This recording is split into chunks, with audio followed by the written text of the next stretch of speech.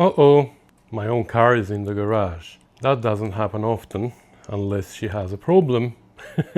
Not just any problem, but a problem that is preventing me from driving her. This morning, as I was driving one of my kids to school, he says, something's dripping in my feet. Well, it looks like it's dripping from the hoses here on this side.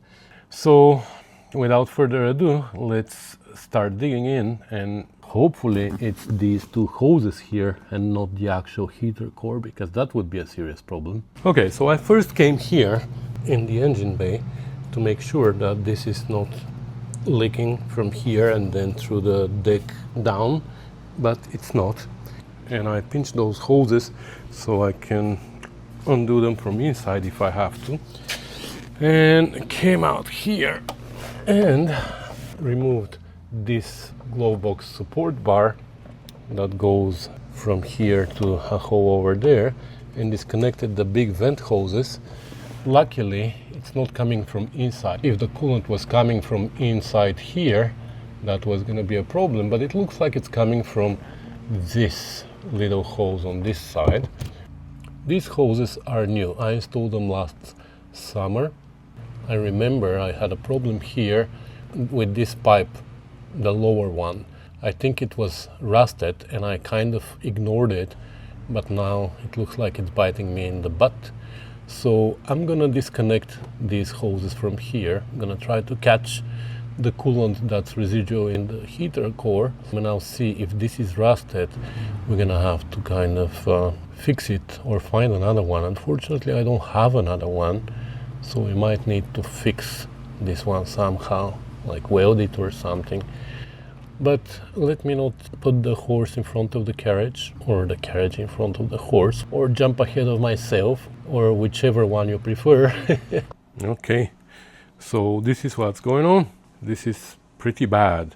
So this is the inside of the car, and this is the engine bay. And for what it is, I was expecting, if it was leaking, to leak from this side, or in the engine bay side. But it was leaking from here. I think it was leaking from the upper one. The hose was not clamped properly, but I'm not sure. And you know what? Now that I have this out, I'm just gonna replace both pipes. Even if it's not leaking now from anywhere here, soon it's gonna start, because you see it's pitted so badly. This is what I have. This is from my old F-150. That was the transmission oil cooler line, and I'm just gonna cut a piece of it. We're gonna clean it up, and I think we have nicely curved parts here that we can use for this one, because this needs to be curved. You see, that's the upper one inside. We're just gonna cut these off. We're gonna drill holes and we're gonna put these there. I don't know if we can weld them or maybe braze them. We will see what we're gonna do there. Isn't it fascinating how under the surface rust you always find nice and shiny metal, you know? This has been sitting in my scrap pile for like 3 years probably.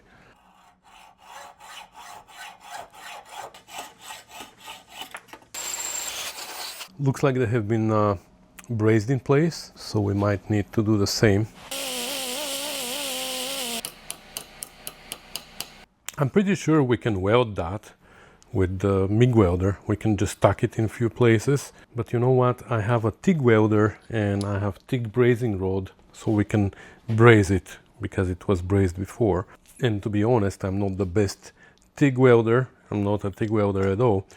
So I'd like to practice. Anyway, so this is the engine bay side. And we said this one needs to point to the right like this. And this can be like that. Clamp them on the vise, something like that. Don't laugh too much at me. I'm not good at that. Like I said, I'm gonna dip the tungsten into the pool many times, I'm sure. But like I said, it's a good practice.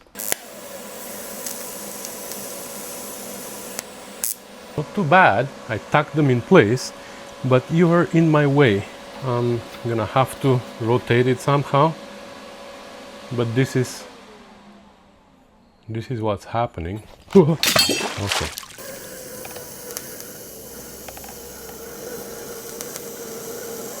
Yeah, not great, but it doesn't need to be waterproof, right?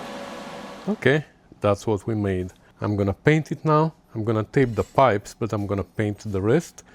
It's not great. I have to practice more. I also burnt a little bit this hole out, but it's not a big deal. So I'm gonna paint it, I'm gonna install it, and hopefully we're not gonna have any more leaks. Okay, so that's what it looks like inside. The top hose from the heater box goes in the bottom port on this adapter that we just made, and the lower hose goes on the upper, the bent one. So everything is installed. Before I assemble everything here, I'm just gonna start the car, make sure that it's not leaking still from anywhere, and we're done. Looks like it's gonna rain again. This summer doesn't feel like summer, it feels more like fall, but anyway. Well, it's been a month probably since I recorded that video. I'm just editing it now, and I heard myself saying there that I was driving one of my kids to school. Well, it's August now, so it's been a while since I filmed that video, and I realized just now that I don't have an ending for it. So it hasn't been leaking. I've been driving my car a lot this summer, at least that's something that I enjoy. Anywhere I need to go, I take my Triumph. Anyway, it hasn't been leaking, the fix is done, and I know what you're gonna say, it's a cheap part and you just wasted your time. To be honest, even if I could find this part locally and bought it cheap, I would still repair my own because I enjoy doing it. I don't like just replacing parts when I need to. I like actually repairing my car. People consider repairs when they replace parts. I consider repairs when I actually take off something, repair it, and put it back. Anyway, but just so you know, here in Canada, it's not so easy. For you in US, for example, or in England, you say, okay, this is a $30 part, I'm just gonna buy it. For me, it is, okay, this is a $30 part, it's gonna take a week to get here. With the conversion, with shipping and custom clearance, etc., etc., it's gonna be at least 100 Canadian dollars. So it's not that easy, guys. And it's not only the money, like I said, it's gonna take a week to get here, and in that time I can drive my car.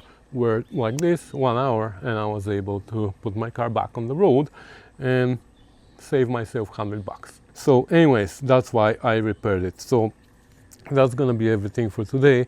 It's a short video, and I'm assuming that since you're here until the end of it, you don't mind hearing me rambling here for a while. I'm repairing a frame for a Tier 6, and you've seen a few shorts. I'm not making a long video because I've done lots of frame repairs and it's the same footage over and over again. So I decided just to make shorts. I'm gonna talk about that in another video, about that frame, because everybody says you should just replace it. Well, again, it's easy to replace, but can you afford it? Well, that's a different story, but we're gonna talk about that in another video. About my own car, there's a lot more that I need to do on it, but it's nothing that keeps it off the road, so I'm not taking it so seriously, I guess. The main thing I wanted to do about my car this summer, or this spring that is like long gone now, was to install an overdrive. I was overwhelmed with people's projects here and I kept postponing it, and I finally said, okay, Nick is going to Bulgaria for 2 weeks now with his mom, so I said I'm gonna take that time and I'm gonna work on my GT6, sand it, primer it, and whatever needs to be done. And I was also thinking I should take a day or two to install my overdrive that I have for a year now, waiting under the bench in the shop.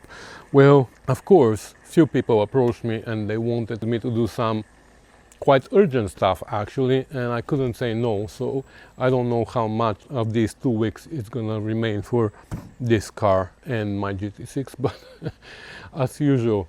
So that said, I want to tell you guys that I'm really trying to make more time for my own cars and reduce the amount of work I do for other people. It's not that I don't like it, but it is not fair that I can't work on my own cars. But to be able to afford that, I need to increase my revenue from YouTube and from other platforms. I don't want your money. I don't want to beg for money. I don't want to make everything paid so you have to pay more in order to watch my videos. I want you to enjoy watching it for free. No, I want the advertisers' money. If you think about it, people trust a lot more influencers and YouTubers and people like that rather than billboards and ads on TV, etc., etc. So the advertisers are switching their market more and more towards social platforms like YouTube, Instagram, Facebook, TikTok, etc., etc. So you may have noticed that with Nick we started making a little bit more shorts and stuff like that, so we can grow the reach of our channel, so we can get a little bit more revenue from ads, of course. So you can help me do that by sharing all my content, whatever you can, everywhere you think that people can be interested in watching our videos. And you can follow the new page that we just created on Facebook.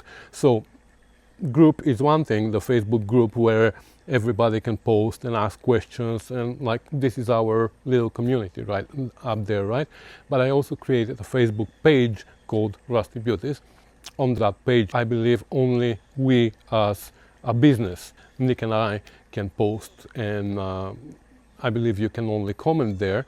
But that's where we're gonna start putting reels and short videos and things that advertisers can put their ads on, and we can make a little bit of money on that. So the more followers that page has, the better for us. So if you want to help us a little bit, that's how you can help. You can go and follow that page as well, and follow us on Instagram, TikTok. I don't think we have anything there yet, but we're gonna start putting there, and that's how the word is gonna spread more about YouTube, and that's how we're gonna start actually making a revenue from these platforms.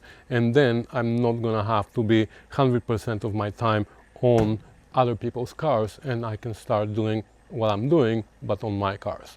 I have 8 of them now, I believe, that are sitting in the backyard rusting more and more, waiting for me and Nick to put our hands on them. So if you want me doing GT6, my TR4, TR3, the brown TR6, and maybe even a Speed 6 that I planned for 10 years now. I have the Spitfire that's waiting for that reason. So if you want to see us working on these cars instead of other people's cars, please help us grow the channel by liking, subscribing, sharing, following, and all that good stuff. So thanks for listening to my ramble, and I'll see you in the next one. Bye.